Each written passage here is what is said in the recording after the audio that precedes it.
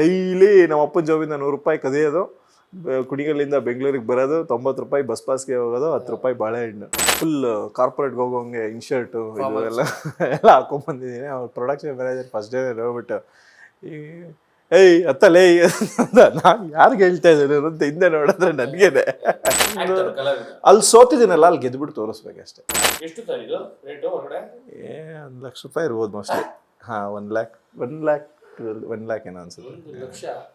ಎಲ್ಲೋ ಒಂದು ಕಡೆ ನಾನು ಅದಕ್ಕೆ ಒಬ್ಬ ಡೈರೆಕ್ಟ್ರಾಗೂ ಸ್ವಲ್ಪ ತಲೆ ಕೆಡಿಸ್ಕೊಂಡಿದ್ದಿದ್ರೆ ಅದೇನೋ ಬೇರೆ ಆಗಿರ್ತಿತ್ತು ಅನ್ಸುತ್ತೆ. ಬಟ್ ಓಕೆ, ಯಾರಿಗೆ ಆಗ್ಬಿಟ್ಟೈತೆ ಸಾಂಗಿಗೆ ಒಟ್ಟು 13 ಮಿರ್ಚಿ ಅವಾರ್ಡ್ಸ್ ಬಂದಿತ್ತು.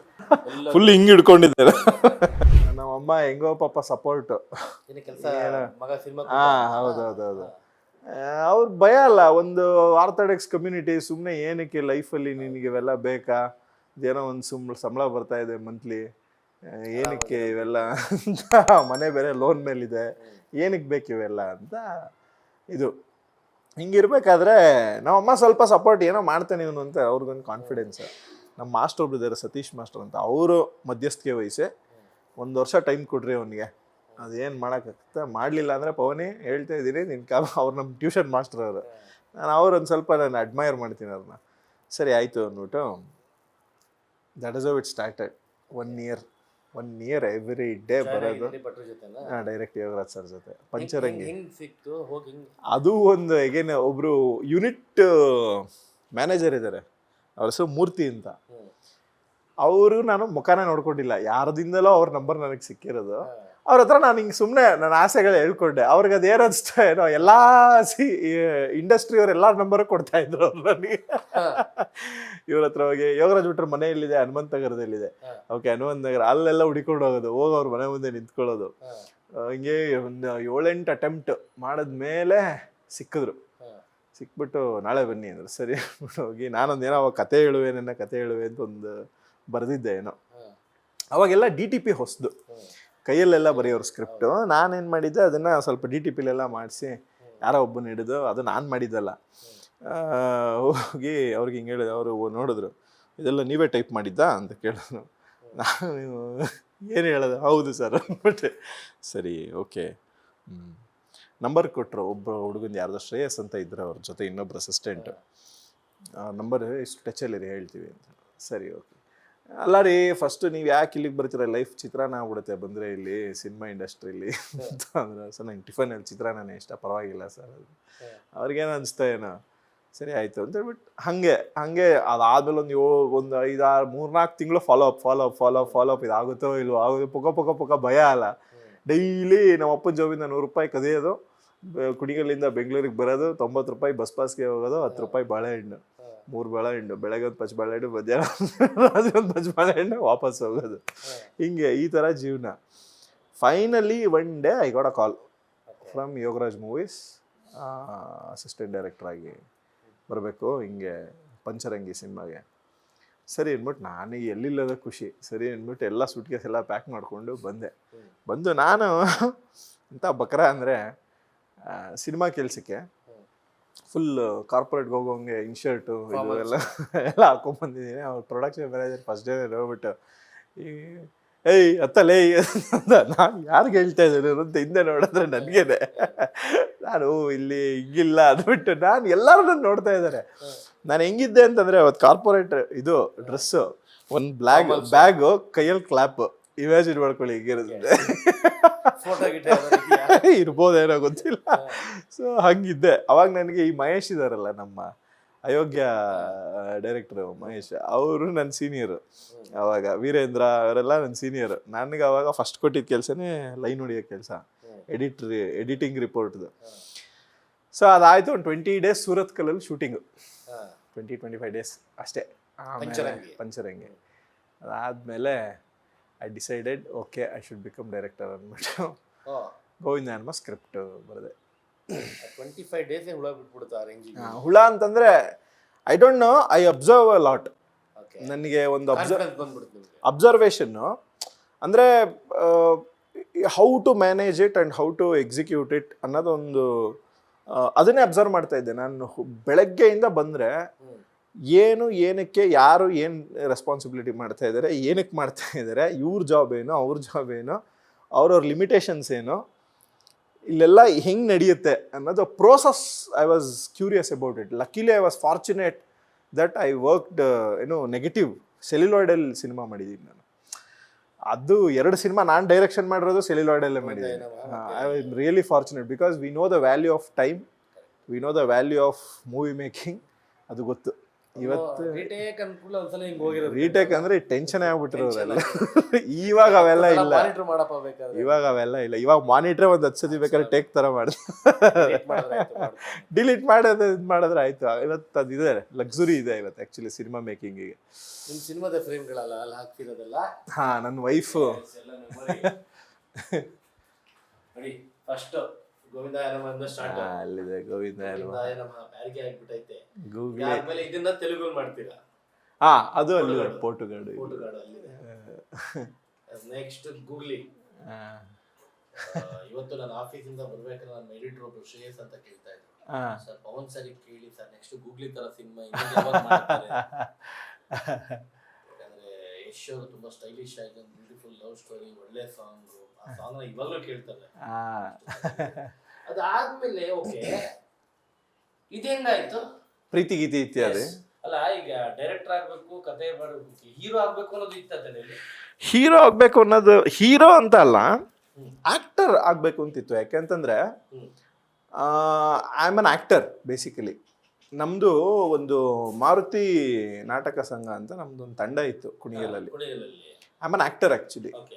ಬೇಸಿಕಲಿ ನಾನು stage artist, drama artist. Direction ಇದೆಲ್ಲ ನಾನು ಲೇಜಿ ಆ್ಯಕ್ಚುಲಿ. ಇದೆಲ್ಲ ಬರೆಯೋದು ಅಷ್ಟೆಲ್ಲ ನನಗಿದು ಕುತೂಹಲ ಇಲ್ಲ ಲೈಫಲ್ಲಿ. ಆ್ಯಕ್ಟಿಂಗ್ ಅಂದರೆ ಬಿಂದಾಸಾಗಿ ನಮ್ಮನ್ನು ಎಲ್ಲೆಲ್ಲಿಂದ ಕರ್ಸೋರು, ಗುಬ್ಬಿ, ತುರುವೇಕೆರೆ ಎಲ್ಲೆಲ್ಲ ಕರೆಸಿ ಡ್ರಾಮಾ ಮಾಡಿಸೋರು ನಮ್ಮ ಕೈಯಲ್ಲಿ. ಅಷ್ಟು 6 ಅಲ್ಲ 9, ಪಜೀತಿ, ಯಮಲೋಕ, ಏನೇನೋ ನಾಟಕಗಳು ಆಡ್ಬಿಟ್ಟಿದ್ದೀವಿ. So I am an actor basically. ಅಲ್ಲಿ ಪಂಚರಂಗಿ ಶೂಟಲ್ಲಿ ಏನಾಯ್ತು ಗೊತ್ತಾ, ಒಂದ್ಸತಿ ನಂದು ಒಂದು ಪರ್ಫಾರ್ಮೆನ್ಸ್ ಮಾಡಿದ್ದೆ, ಡ್ಯಾನ್ಸ್ ಪರ್ಫಾರ್ಮೆನ್ಸ್. ಯೋಗರಾಜ್ ಸರ್ ನೋಡ್ಬಿಟ್ಟು ತಲೆ ಕೆಡಿಸ್ಕೊಂಡ್ಬಿಟ್ರಲ್ಲೇ, ಏನೋ ನೀನು ಹಿಂಗೆ ಮಾಡಿದ್ಯಾ ಅಂತೇಳಿ. ಎಲ್ಲೋ ಒಂದು ಕಡೆ ನಾನು ಅದಕ್ಕೆ ಒಬ್ಬ ಡೈರೆಕ್ಟ್ರಾಗೂ ಸ್ವಲ್ಪ ತಲೆ ಕೆಡಿಸ್ಕೊಂಡಿದ್ದಿದ್ರೆ ಅದೇನೋ ಬೇರೆ ಆಗಿರ್ತಿತ್ತು ಅನ್ಸುತ್ತೆ. But okay, ಮಿಸ್ಟೇಕ್ಸಿಂದ ಕಲಿಯೋದಿರುತ್ತೆ. ಹೇಳ್ಕೊಬೋದು, ಇಲ್ಲ ಮುಂದೆ ಇದೆ ಬೇರೆ. ಅಂದ್ರೆ ಹೀರೋ ಅಂತ ಅಲ್ಲ, ಒಂದು ಅಲ್ಲಿ ಸೋತಿದ್ದೀನಲ್ಲ, ಅಲ್ಲಿ ಗೆದ್ಬಿಟ್ಟು ತೋರಿಸ್ಬೇಕಷ್ಟೇ. ಅದೊಂದಿದೆ, ಅದೊಂದಿದೆ. ಎಲ್ಲ ಫುಲ್ ಫ್ರೇಮ್ ಅಲ್ಲೇ ಇದೆ ಇಲ್ಲಿ. Nataraja service, recent movie, last movie Remo, Jessie Dhananjaya ಅವ್ರದ್ದು, beautiful because Appu sir, Ranavikrama, Nata Sarvabhouma. ಇದ್ಯಾವುದು ಸರ್ ಇದು? ಇದು ನಮ್ಮ 3ನೇ ಮಗು. ಏ ಕಿಕೋ ಬೈಲೆ, ಏನ್ ಸಾಫ್ಟ್ ಇದೆ. ಏ ಕಿಕೋ.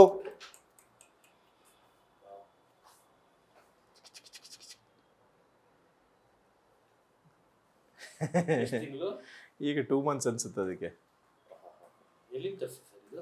ಇದು ಒಬ್ರು ನಮ್ಮ ಫ್ರೆಂಡ್ ಇದ್ದಾರೆ. ಅದು ನನ್ನ ವೈಫ್ಗೆ ಸ್ವಲ್ಪ ಈ ಡಾಗ್ ಫೋಬಿಯಾ ಆ ಥರ. ಅಂದರೆ ಅವಳಿಗೆ ಕ್ಯೂಟಾಗಿರೋ ಡಾಗ್ ಹತ್ರ ಬಂದರೂ ಅಷ್ಟು ದೂರ ಇದ್ದರೆ ಡಾಗು ಎದುರ್ಕೊಂಡ್ಬಿಡ್ತಾಳೆ. ಅವಳಿಗೆ ನನ್ನ ಮಕ್ಕಳಂಗೆ ಇರಬಾರ್ದು ಅಂದ್ಬಿಟ್ಟು ಒಂದು ಇರಲಿ ಮನೆಯಲ್ಲಿ ಅದ್ರ ಜೊತೆ. ಎಷ್ಟು ಸರ್ ಇದು ರೇಟು ಹೊರಗಡೆ? $1 ಲಕ್ಷ ಇರ್ಬೋದು ಮೋಸ್ಟ್ಲಿ. ಹಾಂ, 1 lakh ಏನೋ ಅನ್ಸುತ್ತೆ. 1 ಲಕ್ಷ ಏನು ನಿನ್ನ ಲೈಫಲ್ಲಿ? ನಿಮ್ಗೆ ಬೇಕು ಅಂದ್ರೆ 1 ಲಕ್ಷ ಕೊಡ್ಬೇಕಂತಲೋ. ಕಿಕೋ ಕಿಕೋ ಕಿಕೋ ಕಿಕೋ. ಅವಾಗ ನೀವು ಹೇಳ್ತಾ ಇದ್ರಿ ಯಾರು ಚಿರಂಜೀವಿ ಅವ್ರ ಮಗ ರಾಮಚರಣ್ ಅವ್ರ ಹತ್ರನೂ ಸೇಮ್. ಇದೆಯಂತೆ. ಹೌದು, ನಮಗೆ ಅವ್ನು ಕೊಡೋನು ಹೇಳಿದ್ದು. ಫೋಟೋ ಪೂಡಲ್ ಅಂತ.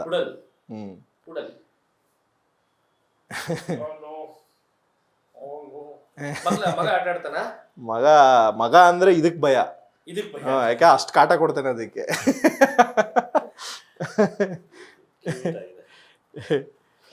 ಇದು ಏನಕ್ಕೆ ಇಲ್ಲಿ ಇಟ್ಟಿದ್ದೀವಿ ನೀವು ಫೋನ್ ಒಳಗಡೆ?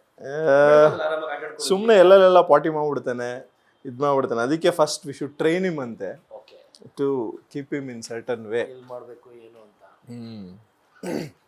ಈಗ ಅವಾರ್ಡ್ಸ್ ಬ್ಯೂಟಿಫುಲ್ ಥಿಂಗ್ ಏನಂತಂದ್ರೆ ಫಸ್ಟ್ ಸಿನಿಮಾ ಗೋವಿಂದಾಯನಮದಲ್ಲೇ ಡೆಬ್ಯೂ ಡೈರೆಕ್ಟರ್ ಆಗಿ ಅವಾರ್ಡ್ ತಗೊಂಡಿರೋದು. ಐ ಥಿಂಕ್ ಇಲ್ಲಿದೆ. ಎಸ್ ನೋಡಿ, cinema award best director debut. ಇದು ಮಿರ್ಚಿ ಅವಾರ್ಡ್ಸ್. ಗೋವಿಂದಾಯನಮಕ್ಕೆ ಅವತ್ತು ಎಷ್ಟು ಅವಾರ್ಡ್ ಬಂದಿತ್ತು ಟೋಟಲಿ? ಸಾಂಗಿಗೆ ಯಾರಿಗೆ ಆಗ್ಬಿಟ್ಟೈತೆ ಸಾಂಗಿಗೆ ಒಟ್ಟು 13 ಮಿರ್ಚಿ ಅವಾರ್ಡ್ಸ್ ಬಂದಿತ್ತು. ಇದೇ ಥರದ್ದು ಇನ್ನೊಂದಷ್ಟು ಇದಾವೆ. ಒಂದ್ಸಲ ಗುರು ಸರ್ ಮನೇಲಿ ಇದಾವೆ.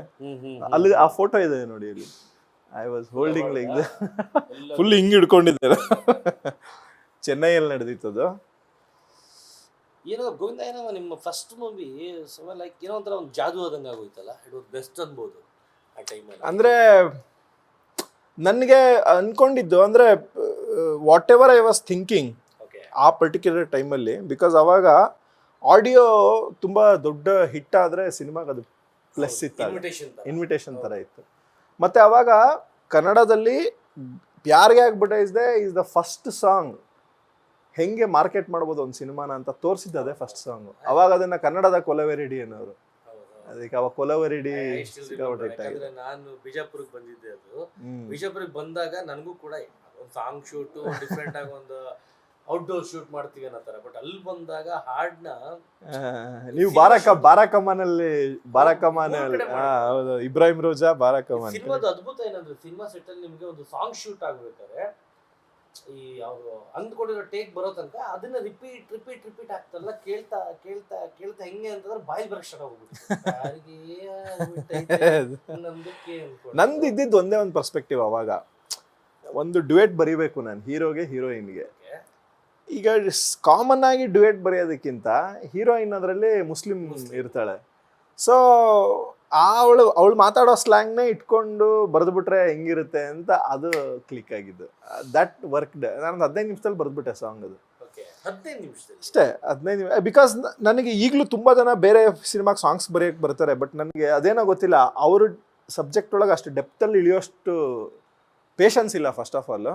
ಮತ್ತೆ ಅದು ಇಳಿದು ಹೋಗಿ ಜವಾಬ್ದಾರಿ ತಗೊಳ್ಳೋ ಅಷ್ಟು ರೆಸ್ಪಾನ್ಸಿಬಲ್ ನಾನಲ್ಲ. ನನ್ನ ಸಿನಿಮಾಗಳಿಗಾದ್ರೆ ನನಗೆ ಗೊತ್ತಿರುತ್ತೆ ಕತೆ ಏನು, ನನ್ನ ಸಿನಿಮಾದ ಕತೆ ಆಳ ಏನು, ಪಾತ್ರಗಳದ್ದು ಏನು ಡೆಪ್ತು ಏನು ಹೇಳಿದ್ರೆ ಆ ಪಾತ್ರ ಸರಿಗಿರುತ್ತೆ ಅನ್ನೋದು ನನಗೆ ಗೊತ್ತಿರುತ್ತೆ. ಸೊ ಹಾಗಾಗಿ ನನ್ನ ಸಿನಿಮಾಗೆ ನಾನು ಬರ್ಕೊಂತೀನಿ. ಆ್ಯಂಡ್ ಗೋವಿಂದಾಯನಮ ಕನ್ನಡ ತೆಲುಗು ಎರಡೂ ಆಯಿತು. ಆ್ಯಂಡ್ ಒನ್ ಆಫ್ ದ ಗೋವಿಂದಾಯನಮ ಆಗಿನ ಕಾಲದಲ್ಲಿ ಒಟ್ಟು 5 ಭಾಷೆಗೆ ರೀಮೇಕ್ ರೈಟ್ಸ್ ಸೇಲ್ ಆಗಿದ್ದು. ಫಸ್ಟ್ ಪಿಕ್ಚರ್ ತೆಲುಗು ನಾನೇ ಮಾಡಿದೆ. ತಮಿಳಲ್ಲೂ ಸೇಲ್ ಆಗಿತ್ತು. ತಮಿಳು ಇವರೇ ತಗೊಂಡಿದ್ದು, ತೆಲುಗು ಪ್ರೊಡ್ಯೂಸರ್ ಬಟ್ ಮಾಡಲಿಲ್ಲ. ಹಿಂದಿ ಸೇಲ್ ಆಗಿತ್ತು. ಹಿಂದಿಲಿ ಗೋವಿಂದ ಅವ್ರನ್ನೇ ಅಕೌಂಟ್ ಮಾಡಬೇಕು ಅಂತ ನಡೀತಾ ಇತ್ತು. ಆಮೇಲೆ ಬೆಂಗಾಲಿ ಸೇಲ್ ಆಗಿತ್ತು. ಈ ಥರ ಒಟ್ಟು 5 ಲ್ಯಾಂಗ್ವೇಜ್ಗೆ ಸೇಲ್ ಆಗಿತ್ತು ರೀಮೇಕ್ ರೈಟ್ಸ್. ಫಸ್ಟ್ ಸ್ಟೋರಿ ಇವಾಗ ನೋಡಿ ನಿಮ್ ಜೊತೆ ಮಾತಾಡಿ ಅವೆಲ್ಲ 12 ವರ್ಷಕ್ಕೆ ಹಿಂದಕ್ಕೆ ಹೋಗ್ತಾ ಇದ್ದೀನಿ. 2012 ಮಾರ್ಚ್ 30th ಗೂಗ್ಲಿ ಏನು ಯಶ್ ಅವರು ಸಿನಿಮಾ ಅಂದರೆ ಒಂದು ಹಳ್ಳಿ ಸಬ್ಜೆಕ್ಟ್ಗಳು, ಕಿರಾತಕ ಅವೆಲ್ಲ ಮಾಡಿದ್ರು ಅವರು. ಆ್ಯಕ್ಚುಲಿ ಕಿರಾತಕ ಆ್ಯಂಡ್ ರಾಜಧಾನಿ, ಕಳ್ಳರ ಸಂತೆ ಇವೆಲ್ಲ ಆಗಿತ್ತು. ಆ್ಯಂಡ್ ಒಂದು ಸ್ಟೈಲಿಶ್ ಆಗಿ ಪ್ರೆಸೆಂಟ್ ಮಾಡಿರೋದು ಯಶ್ನ ಗೂಗ್ಲಿ. ಇವಾಗಲೂ ಆ ಕತೆ ಆ್ಯಂಡ್ ಆ ಸಾಂಗ್ಗಳು ಎಷ್ಟೋ ಜನ ಹೇಳ್ತಾನೆ ಇರ್ತಾರೆ. ಹೇಗಾಯ್ತು ಎಷ್ಟನೇ ಹೇಗೆ ಅಪ್ರೋಚ್? ಆ್ಯಕ್ಚುಲಿ ಗೂಗ್ಲಿನೇ ಫಸ್ಟ್ ಕತೆ ಬರ್ದಿದ್ದು ನಾನು. ಹೇಳಿದ್ರಿ ನಾಗತಿಳಿ ಚಂದ್ರಶೇಖರ್ ಅದೇ ಫಸ್ಟ್ ಕತೆ ಬರ್ದಿದ್ದು. ಬಟ್ ಸಮೌ ಬಜೆಟ್ ಇಶ್ಯೂಗೋಸ್ಕರ ನಾವು ನಂದು ಗೋವಿಂದಾಯನಮ ಒಂದು ಕಡಿಮೆ ಬಜೆಟಲ್ಲಿ ಫಸ್ಟ್ ಇದನ್ನು ಮಾಡೋಣ ಅಂದ್ಬಿಟ್ಟು ಪ್ರೂವ್ ಮಾಡೋಣ ಅಂದ್ಬಿಟ್ಟು ಗೋವಿಂದಾಯನಮ ಬರ್ದಿದ್ದು. ಸೊ ಆಫ್ಟರ್ ದಟ್ ಹಿಂಗೆ ನಡೀತಾ ಇತ್ತು. ಆ್ಯಕ್ಚುಲಿ ಅದೊಂದಿದೆ, ಅದು ಆ್ಯಕ್ಚುಲಿ ಯಶ್ ಇದು ಯಾರು ಯೋಗರಾಜ್ ಸರ್ ಜೊತೆ ಡ್ರಾಮಾ ಮಾಡ್ತಾಯಿದ್ರು ಅವರು. ಯಶ್ ಮಾಡ್ತಾ ಇರಬೇಕಾದ್ರೆ ಯೋಗರಾಜ್ ಸರ್ ನನ್ನ ಹತ್ರ ಒಂದು ಅಡ್ವಾನ್ಸ್ ಇತ್ತು. ಅದು ಸಮೌ ಜಯಣ್ಣ ಅವ್ರದ್ದು ಡೇಟ್ ಇತ್ತು, ಆ ಥರ ಏನೋ ಒಂದೆಲ್ಲ ಒಂದು ಇದಾಗಿ ಇಲ್ಲ ಕೊನೆಗೆ ಜಯಣ್ಣ ಪ್ರೊಡ್ಯೂಸ್ ಮಾಡೋದು ಅಂತ ಆಯಿತು. ಸೊ ಹಂಗಾಗಿ ಟೇಕ್ ಆಫ್ ಆಗಿದ್ದು ಗೂಗ್ಲಿ. ಪ್ರೊಡ್ಯೂಸರ್ ಫಿಕ್ಸ್ ಆಗಿ ಹಾಗೆ ಟೇಕ್ ಆಫ್ ಆಗಿದ್ದು. ಕತೆ ಕೇಳಿದಾಗ ಎಕ್ಸ್ಪ್ರೆಷನ್ ಏನಿತ್ತು? ಹಿ ವಾಸ್ ಇನ್ಸ್ಟೆಂಟ್ಲಿ ಹಾಂ ಮಾಡೋಣ, ಓಕೆ ಜೈ. ಅವರು ನಂದು ಪ್ಯಾರ್ಗೆ ಆಗ್ಬಿಟ್ಟೈತೆ ಸಾಂಗು ಸಿಕ್ಕಾಪಟ್ಟೆ ಇಷ್ಟ ಆಗುತ್ತೆ. ಕೇಳಿದ್ರಂತೆ ಅವರು. ಅವಾಗ ಒಬ್ರು ಡಿಸೈನರ್ ಇದ್ರು, ಅವ್ರ ಹೆಸರು ನಮ್ಮ ಟೀಮ್ ರವಿ ಅಂತ ಇದ್ರು, ಡಿಸೈನರ್ ಇದ್ರು, ಪಾಪ ತೀರ್ಕೊಂಡ್ರು ಅವರು. ಅವರೇ ಇವ್ರದ್ದು ಲಕ್ಕಿ ಸಿನಿಮಾ ಡಿಸೈನ್ ಏನೋ ಮಾಡ್ಬೇಕಾದ್ರೆ ಬರೀ ನಮ್ಮ ಸಾಂಗೇ ಕೇಳ್ತಾ ಇದ್ರಂತೆ ಅವರು. ಅದು ಹಿಂಗೆ ಹೇಳಿದ್ರು ನನಗೆ. ಸೊ ಲಕ್ಕಿ ಪಿಕ್ಚರ್ ಸಾಂಗ್ಸೇ ಕೇಳ್ತಾ ಇರ್ಲಿಲ್ವಂತೆ, ಬರೀ ನಮ್ದೇ ಇದು ಯಾವ್ದ್ರಿ ಸಾಂಗ್ ಹಿಂಗೆ ಇದು ಮಾಡ್ಬಿಟ್ಟಿದೆ ಅಂದ್ಬಿಟ್ಟು ಕೇಳ್ತಾ ಇದ್ರಂತೆ. But I think Yash Govinda ಅನ್ನೋ ಸಿನಿಮಾ ನೋಡಿರಲಿಲ್ಲ ಅಂತ ಅನ್ಸುತ್ತೆ. ಸೊ ಹಾಗೆ ಹಿಂಗೆ ಮಾತಾಡ್ತಾ ಹಾಗೆ ಟೇಕ್ ಆಫ್ ಆಗಿದ್ದು. ಬಟ್ ಒಂದು ಹಂತದಲ್ಲಿ ಹಿಂಗೆ ಯಾವ್ದಾದ್ರು ಆ್ಯಕ್ಷನ್ ಪಿಕ್ಚರ್ ಮಾಡ್ಬಿಡೋಣ, ಹಿಂಗೆ ಇದು ಬೇಡವಾ, ಇದು ಸ್ವಲ್ಪ ಸಾಫ್ಟ್ ಆಗುತ್ತಾ ಹಂಗೆ ಅಂತ ಯೋಚನೆ ಮಾಡ್ತಾಯಿದ್ರು. ನಾನು ಇಲ್ಲ, ಗಟ್ ಫೀಲಿಂಗಲ್ಲಿ ಹೋಗೋಣ, ಚೆನ್ನಾಗಿದೆ ಕತೆ, ವಿಲ್ ಹಿಟ್ ಇಟ್. ಈ ಟೈಮಲ್ಲಿ ಒಂದು ಸ್ಟೈಲಿಶ್ ಅಪ್ರೋಚ್ ಡೆಡಿಕೇಟ್ ಮಾಡಿ ಸಖತ್ತಾಗಿ ಮಾಡೋಣ ಅಂದ್ಬಿಟ್ಟು ಫಸ್ಟ್ ಕೋರ್ಮಂಗ್ಲದಲ್ಲಿ ಅವ್ರದ್ದೊಬ್ರು ರೆಗ್ಯುಲರ್ ಹೇರ್ ಕಟ್ ಇದ್ದಾಗ ಹೇರ್ ಸ್ಟೈಲ್ ಸೆಟ್ ಮಾಡಿಸ್ಕೊಂಡು ಬಂದ್ವಿ. ಬಂದ್ಬಿಟ್ಟು ನಮ್ಮ ಟೀಮ್ ಹುಡುಗರೇನೆ ಶಾಕ್ ಔಟ್ರು, ವಾವ್ ಒಳ ಹೇರ್ ಸ್ಟೈಲ್ ಅಂತ. ಇಲ್ಲ ಇನ್ಫ್ಯಾಕ್ಟ್ ಏನು ಅಂದ್ಕೊಂಡಿದ್ವಿ ಅಂದರೆ ಸೆಕೆಂಡ್ ಹಾಫಲ್ಲಿ ಹೇರ್ ಸ್ಟೈಲ್ ಚೇಂಜ್ ಮಾಡ್ಸೋಣ ಅಂತ ಇತ್ತು. ಇದು ಕಾಲೇಜ್ ಗೀಲುಕ್ ಇಟ್ಕೊಳ್ಳೋಣ, once you become corporate tycoon ಆದಮೇಲೆ ಚೇಂಜ್ ಮಾಡ್ಸೋಣ ಅಂತಿತ್ತು. ಬಟ್ ಎಲ್ಲೋ ಒಂದು ಕಡೆ ಎಷ್ಟು ಅಬ್ಸೆಸ್ ಆಗ್ಬಿಟ್ಟಿದ್ವಿ ಅಂದರೆ ಆ ಹೇರ್ ಸ್ಟೈಲ್ ಮೇಲೆ. ಆಮೇಲೆ ಯಶ್ ಅವ್ರು ಅವಾಗ ರಾಜಾವಲಿ ಬೇರೆ ಮಾಡ್ತಾಯಿದ್ರು ಮಧ್ಯದಲ್ಲಿ, ಆ ಹೇರ್ಸು ಅವೆಲ್ಲ ಇದಾಗುತ್ತೆ ಅಂದ್ಬಿಟ್ಟು ಬೇಡ ಅಂದ್ಬಿಟ್ಟು ಅದನ್ನೇ ಥ್ರೋಟ್ ಸಿನಿಮಾ ಕಂಟಿನ್ಯೂ ಮಾಡ್ಬಿಟ್ಟು. ಹಾನೆಸ್ಟ್ ಒಂದು ಪ್ರಶ್ನೆ ಕೇಳ್ತೀನಿ, ಯಾಕೆ ನೀವು ಆ್ಯಕ್ಟ್ರ್ ಆಗಬೇಕು ಅಂದ್ಕೊಂಡಿದ್ರು ಆ್ಯಂಡ್ ಅದ್ಭುತ ಆ್ಯಕ್ಟ್ರು, ನಾಟಕಗಳು ಮಾಡ್ತಿದ್ರಿ ಹೇಳಿದ್ರಿ. ಈ ಕತೆಗಳೆಲ್ಲ ಬರ್ಕೊಂಡಾಗ ಇದು ನಿಮ್ಮನ್ನೇ ತಲೆಯಲ್ಲಿ ಇಟ್ಕೊಂಡು ಬರ್ತೀರಾ ಕತೆಗಳ ಸ್ಕ್ರಿಪ್ಟ್ಗಳ? ಚೇಚೆ ಹಂಗಿಲ್ಲ, ಬಟ್ ಇಲ್ಲ ಅದು ಹಂಗಾಗಲ್ಲ. ಇರುತ್ತಲ್ಲ ನಾರ್ಮಲ್ ಆಗಿ ಒಬ್ಬ ಕಲಾವಿದ ಇಲ್ಲ ಹಂಗಾಗಲ್ಲ. ಅದೇನಾಗುತ್ತೆ ಗೊತ್ತಾ, ಇವಾಗ ಪಾತ್ರ ಬರಿತೀವಲ್ಲ ಫಸ್ಟ್, ಇವಾಗ ಕಥೆ ಪ್ಲಾಟ್ ಒಂದು ಸೆಟ್ ಆದಮೇಲೆ ನಾಯಕನ ಒಂದು ಪಾತ್ರ ಬರಿತೀವಿ, ಅವ್ನ ಕ್ಯಾರೆಕ್ಟರ್ ಹೆಂಗೆ, ಅವನಿಗೆ ಕೋಪ ಯಾವಾಗ ಬರುತ್ತೆ, ಅವನಿಗೆ ಸಂತೋಷ ಯಾವಾಗ ಆಗುತ್ತೆ, ಸುಮ್ಮನೆ ಯಾಕೆ ಸಿಟ್ಟು ಮಾಡ್ಕೋತಾನೆ, ಈ ಥರದ್ದೆಲ್ಲ ಬರೆಯೋಕ್ಕೆ ಸ್ಟಾರ್ಟ್ ಮಾಡ್ತೀವಿ ಗೊತ್ತಾ. ಅವ್ನ ಕ್ಯಾರೆಕ್ಟರಿಸ್ಟಿಕ್ಸೇ ಬರೆಯೋವಾಗಲೇ ಒಂದಷ್ಟು ಸ್ಪೆಷಾಲಿಟೀಸ್ಗಳು ಹುಡುಕಿ ಅವ್ನಿಗೆ ಏನಂದರೆ ಸಿಟ್ಟು, ಅವ್ನಿಗೆ ಯಾಕೆ ಅದರಿಂದ ಬ್ಯಾಕ್ ಸ್ಟೋರಿ ಏನು, ಈ ಥರದ್ದೆಲ್ಲ ಒಂದು ಪಾತ್ರ ಸುಮ್ಮನೆ ಹುಟ್ಬಿಡಲ್ಲ. ಆ ಪಾತ್ರಕ್ಕೆ ಒಂದು ಕತೆ ಇರುತ್ತೆ. ಸೊ ಹಾಗೆ ಬರೆಯೋ ಟೈಮಲ್ಲಿ ನೀವು ಅಬ್ಸರ್ವ್ ಮಾಡಿದ್ರೆ, ನನ್ನ ಗೋವಿಂದ ನಮ್ಮ ಸಿನಿಮಾ ಹೀರೋ ಅವನು ಬರೀ ಹುಡುಗಿರಿಗೆ ಅವನು ಬರೀ ಹುಡುಗಿರಿಗೆ ಮೋಸ ಮಾಡಿ, ಅದೇ ಕಾಂಟ್ರಾಸ್ಟ್ ಹೀರೋ ಇಲ್ಲಿ ಗೂಗ್ಲಿಯಲ್ಲಿ ಹುಡುಗಿರಂದ್ರೇ ಆಗಲ್ಲ. ಸೊ ಅಗೇನ್ ಅಪ್ಪು ಸರ್ದು ರಣವಿಕ್ರಮ ಬರೆದಿದ್ದು ಬೇರೆ ಕ್ಯಾರೆಕ್ಟ್ರು. ಸೊ ಹೀಗೆ ನನಗೆ I want to try different genres, different characteristics. So ನನಗೆ ಅಂತ ಬರ್ಕೊಂಡಿರೋದಕ್ಕಿಂತ ಹೆಚ್ಚಾಗಿ ಏನು ಅಂತಂದರೆ ಒಂದು ಪಾತ್ರ ಹಿಂಗಿದ್ರೆ ಹೆಂಗಿರುತ್ತೆ ಅಂತ ಬರೆದಿದ್ದು ನಾನು ಹೆಚ್ಚು. ಬಟ್ ಅಲ್ಲೆಲ್ಲೂ ರಿಯಲಿಸ್ಟಿಕ್ ಏನೂ ಇಲ್ಲ. ನಿಮ್ಮ ಕಾಲೇಜ್ ಡೇಸು ಲವ್ ಸ್ಟೋರಿ ಆ ಥರ ಏನು ಇನ್ಸ್ಪೈರ್ ಆಗಿ? ಇಲ್ಲ 100% ಹಳೆದೆಲ್ಲ ಹೇಳಿದ್ದೀರಾ? ನಾವು ತೆರೆದ ಪುಸ್ತಕ ಇದ್ದೆ. Beat plus Karnataka.